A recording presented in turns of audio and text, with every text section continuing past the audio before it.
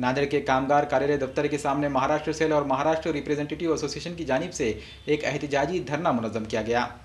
इस एहतजाजी धरने में एहतजाजियों ने मरकजी और रियासती हुकूमतों से कामगारों के लिए बनाए गए जवाबित से छेड़छाड़ न करने की मांग की। एहतजाजियों का मानना है कि कामगारों को जो सहूलतें और फ़ायदे हासिल हो रहे हैं, इन नई तब्दीलियों से कामगार इससे महरूम हो जाएंगे।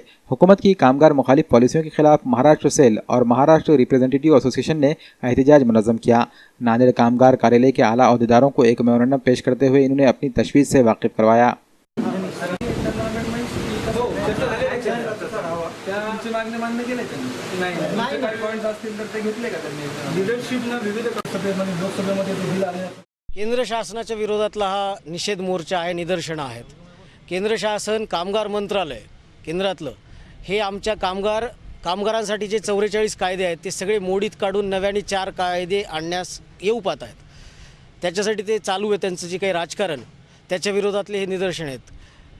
हे जर कायदे आमच्यासाठीचे असलेले मोडीत निघाले तर आम्हाला बऱ्याचशा गोष्टींचा जो आजपर्यंत लाभ होत होता तो आम्हाला मिळणार नाही।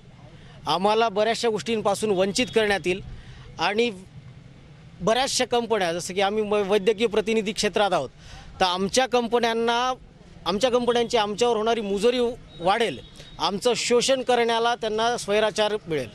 ते निश्चितपणे आमचं याच्यातून शोषण करतील जर आमचे कायदे मोडीत निघाले तर हे कायदे सरकारने मोडीत न काढता हे असेच ठेवावेत।